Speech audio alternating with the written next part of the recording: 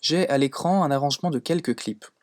Et dans cette vidéo, nous allons étudier une grande partie des manipulations que l'on peut faire dans cette fenêtre servant à éditer une composition. Nous allons commencer par voir comment l'on peut naviguer dans l'affichage afin de pouvoir accéder aux informations dont on a besoin.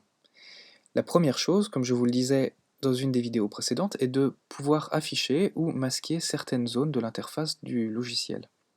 Vous pouvez par exemple masquer la bibliothèque si vous voulez gagner de la place à l'écran en cliquant sur le petit triangle situé en haut à gauche. Vous pouvez de la même manière masquer l'inspecteur de clips ou de pistes en cliquant sur le petit triangle situé en bas à droite de l'interface du logiciel. Cela permet donc de gagner de la place à l'écran et donc d'avoir une vue plus globale de votre projet et d'avoir plus d'informations en réalité. De la même manière, vous allez pouvoir déplier ou replier les différentes pistes de votre projet. Pour chaque piste audio et MIDI, en effet, vous trouverez un petit triangle situé à côté du titre de la piste en question. En cliquant dessus, vous allez pouvoir déployer la piste qui affichera alors un aperçu de l'intérieur des clips qui sont dans cette piste-là. Cela permet de pouvoir se rappeler d'un seul coup d'œil de ce qui est écrit à l'intérieur ou des différents sons que l'on a mis, et d'observer un peu, d'avoir une petite idée au niveau rythmique de ce qui se passe sur la piste, et puis cela permet aussi d'éditer les lignes d'automation qu'on verra un peu plus tard. Bien entendu, le fait d'ouvrir toutes les pistes fait perdre de la place à l'écran, et ça peut être une bonne idée quand vous commencez à en avoir beaucoup de toutes les replier afin d'avoir une vue, encore une fois, plus globale et un aperçu général de votre projet.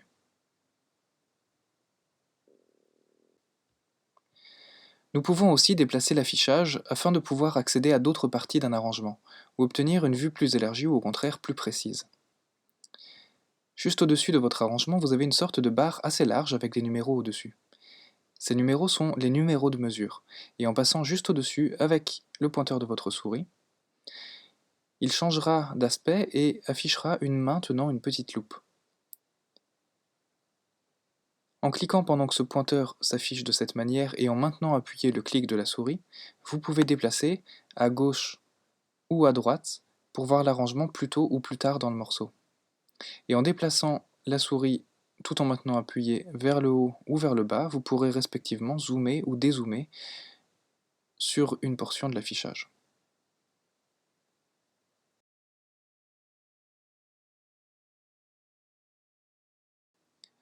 Jusqu'ici, nous avons lu notre arrangement par le bouton Lecture de la barre de transport, mais cela redémarrait souvent au début du morceau ou alors à des passages de notre arrangement qui ne nous intéressent pas forcément de réécouter. Je vous rappelle à cette occasion que quand vous avez des clips qui sont un petit peu transparents, comme c'est le cas ici, et que votre bouton Arrangement, Retour à l'arrangement, s'est affiché, cela signifie que vous avez effectué des modifications, par exemple que vous avez arrêté certains clips dans la fenêtre Session. Pour pouvoir bien entendre exactement ce qui est inscrit sur votre écran arrangement, il faut cliquer sur ce bouton Retour à l'arrangement. Alors pour lire un passage particulier dans Live, un passage de notre arrangement, il faut indiquer au logiciel à partir de quel point exact vous voulez redémarrer la lecture. Vous pouvez le faire directement dans le compteur de mesure de la barre de transport. Par exemple, en rentrant 4.1.1, le morceau va lire à partir de ce point-là, du début de la quatrième mesure. Vous vous en doutez, cette méthode est loin d'être la plus pratique puisqu'il faut, avant de démarrer, pouvoir savoir exactement à quelle mesure on en est et à quel temps nous voulons démarrer. Pour aller plus vite, la seconde méthode que vous pouvez utiliser est de sélectionner un clip en cliquant une fois dessus. Dans ce cas, quand vous relancerez la lecture, Live redémarrera au point d'entrée de ce clip, c'est-à-dire ici dans notre cas. Vous voyez d'ailleurs que le compteur de mesure affiche le numéro de mesure en fait auquel le clip entre. Et si vous lancez la musique, vous voyez qu'il redémarre bien au point d'entrée donc du clip 1 basse que j'ai sélectionné. À noter, si le clip en question est une boucle, il va démarrer au début de la première lecture de la boucle, à son entrée. Par exemple, vous voyez que le 2 piano pad que j'ai ici est une boucle, on a une première répétition ici, et puis une seconde à la suite. Si je clique même sur la seconde répétition, Live va sélectionner, on le voit avec les petits marqueurs qui sont là, Live va sélectionner toute la boucle entière, et quand on va lancer la lecture, il va bien démarrer de la 10e mesure.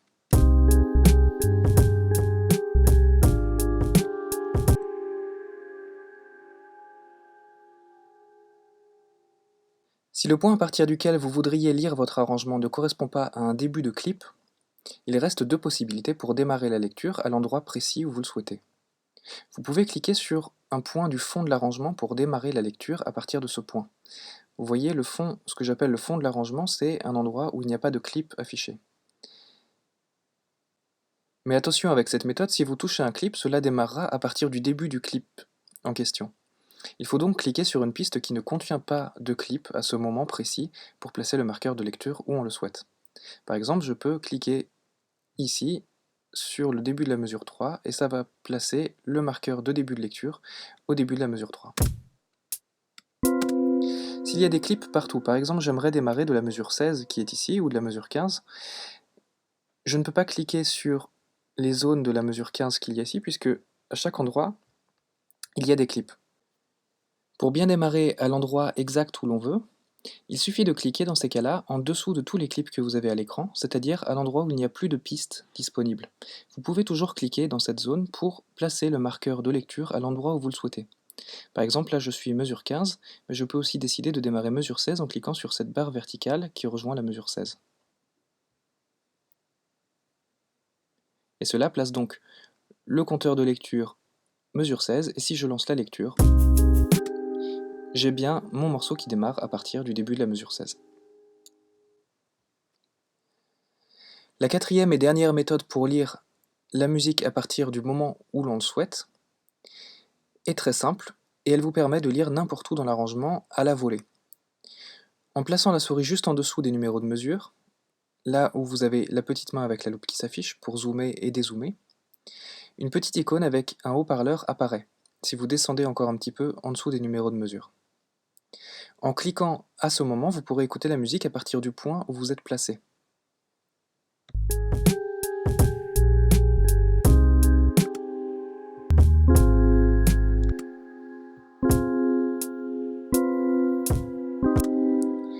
A noter, cette méthode est synchronisée avec le tempo, ce qui vous permet de lancer différentes parties d'un morceau sans irrégularité rythmique au cours de la lecture.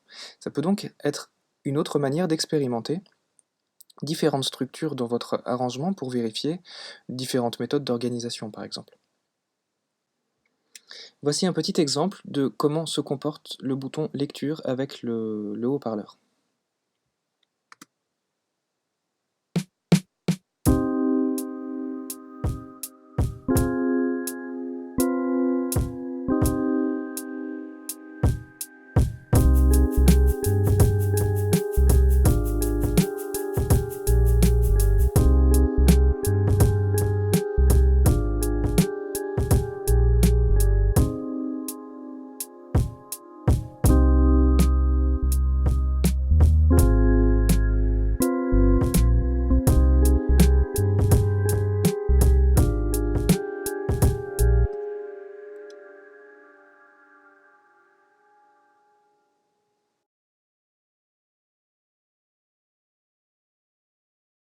Après avoir vu comment nous pouvons afficher les informations dont nous avons besoin et lire les passages que nous souhaitons, nous allons étudier quelles sont les possibilités d'édition de l'arrangement.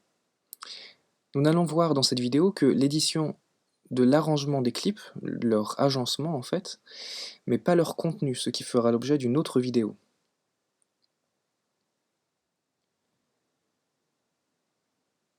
La première manipulation possible est le déplacement d'un clip plus tôt ou plus tard dans l'arrangement, ou alors sur une autre piste. Cela se fait en cliquant sur le corps du clip et en le déplaçant avec la souris.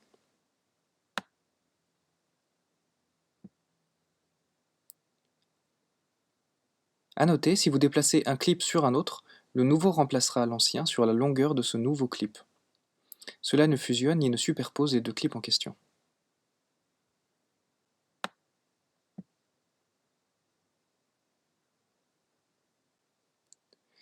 Vous pouvez aussi couper, copier et coller un ou plusieurs clips ou une sélection temporelle d'un passage entier de votre arrangement. Pour sélectionner un clip, cliquez dessus. Pour sélectionner plusieurs clips, faites une sélection à la volée avec la souris. Mais attention, dans le cas d'une sélection à la volée, il faut faire attention à commencer la sélection d'un point qui ne contient pas de clip sur une piste. Sinon, cela correspondra à un déplacement du clip en question.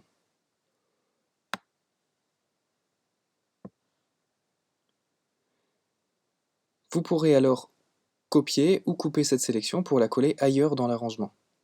Cela se fait en cliquant sur le menu Édition, Copier ou Couper, ou en utilisant les raccourcis habituels de votre ordinateur, CTRL-C et CTRL-X sur Windows ou Command-C et Command-X sur Mac. Pour coller cette sélection, placez-le à l'endroit souhaité dans l'arrangement et faites Menu Édition, Coller, ou alors le raccourci CTRL-V sur Windows et Command-V sur Mac.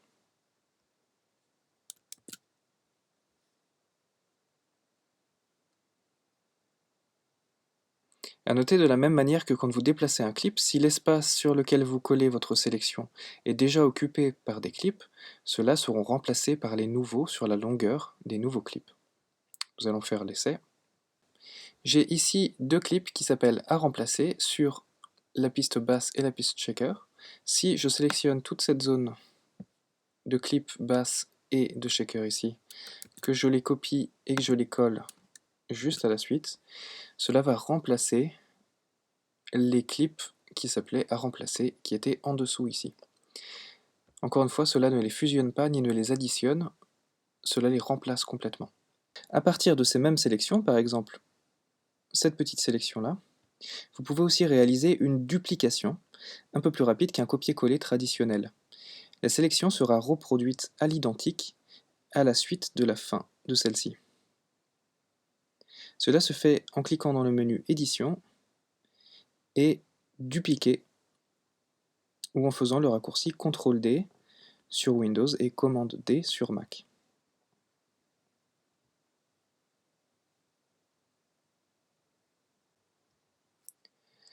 Une autre modification possible de l'arrangement est de supprimer un clip ou une sélection d'une partie de l'arrangement, simplement en sélectionnant ce passage et en appuyant sur la touche Supprimer de votre clavier.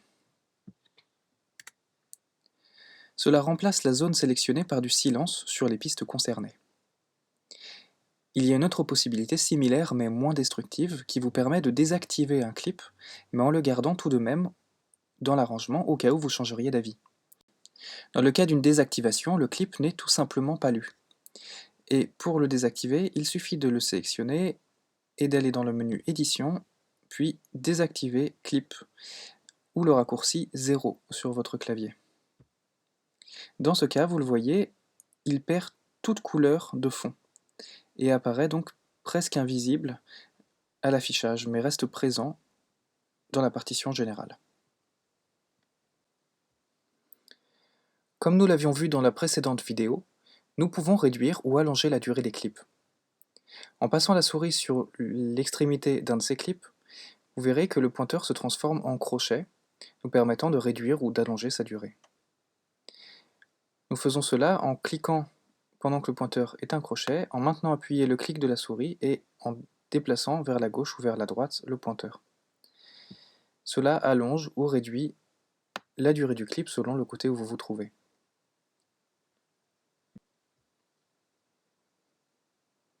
Il est important de comprendre que l'intérieur du clip lui-même n'est pas modifié. Cette édition est en fait non destructive. Cela signifie que si vous avez rétréci un clip, en l'allongeant à nouveau sur sa durée précédente, vous aurez exactement le même résultat qu'avant le rétrécissement. Enfin, pour ces premières modifications, nous allons voir comment couper un clip en deux, commande s'appelant diviser, et son contraire, consolider deux clips pour n'en former plus qu'un. La première fonction, diviser un clip, s'obtient en plaçant le curseur du logiciel sur un point précis de l'arrangement et dans une certaine piste. Le problème étant que l'on ne peut pas sélectionner juste un point sur une piste où un clip est inséré. Par exemple, si je veux sélectionner la mesure 11 pour le clip de piano-pad, si je clique exactement à la ligne de la mesure 11, cela va me sélectionner le clip en entier. Il faut donc utiliser une des deux manières suivantes pour pouvoir sélectionner uniquement le passage en question. La première d'entre elles, c'est de faire comme pour nos sélections, d'aller cliquer tout en dessous de l'arrangement à l'endroit où on le souhaite, sur donc la ligne de la mesure 11. Cela permet de placer le curseur exactement sur la ligne de la mesure 11. Le problème étant qu'il n'est pas dans la bonne piste. Il est dans la piste Shaker actuellement, la piste numéro 4, et je souhaiterais qu'il soit dans la piste 2. Dans ces cas-là, pour le remonter, je vais utiliser les flèches du clavier. Avec la flèche du haut, je peux remonter donc sur la piste 2. C'est une première méthode. Il y en a une deuxième, qui va être de déployer la piste en question. En déployant la piste, vous avez un aperçu de ce que contient chaque clip de la piste. Cela permet donc d'avoir un aperçu de l'intérieur des clips, mais aussi de sélectionner des passages précis du clip en question. Et dans ces cas-là, je peux très bien me placer très facilement sur la mesure 11 et ensuite effectuer ma division de ce clip en allant dans le menu Édition, puis Diviser, avec le raccourci CTRL-E sur Windows et Commande-E sur Macintosh. Vous le voyez, cela a divisé le clip de piano-pad en deux clips différents, qui contiennent en réalité les mêmes informations, l'un et l'autre, mais l'un débute au tout début du clip et finit au bout d'une mesure, et l'autre démarre au bout de la deuxième mesure de ce clip et continue ensuite. Mais l'avantage de cela, c'est que cela me permet surtout de déplacer l'autre moitié, de garder le premier bout où il est, et de déplacer le deuxième là où je veux qu'il soit. Ceci est donc la commande diviser qui me permet de séparer un clip en plus petits bouts et donc de faire du montage, de déplacer certains éléments de ce clip à d'autres endroits de l'arrangement. Mais il faut savoir que cette fonction est encore une fois non destructive, c'est-à-dire que ce clip-là contient toujours les informations qui sont à la suite, mais qu'il ne lit tout simplement pas. Il s'arrête avant la fin du clip en question. Si je l'allonge à nouveau, je vais retrouver exactement les informations que j'avais avant de l'avoir divisé. Imaginons maintenant que j'ai un montage dont je suis satisfait et que j'aimerais garder tel quel pour une utilisation future. Pour l'instant, on a ce montage, cette petite phrase-là, qui est faite de 3 clips différents. Pour réunir tout ça en un seul clip et garder ces moments de silence qu'il y a entre chaque, il suffit de sélectionner toute la zone en question et d'aller dans le menu Édition, Consolider, ou donc CTRL-J et Commande-J pour Macintosh.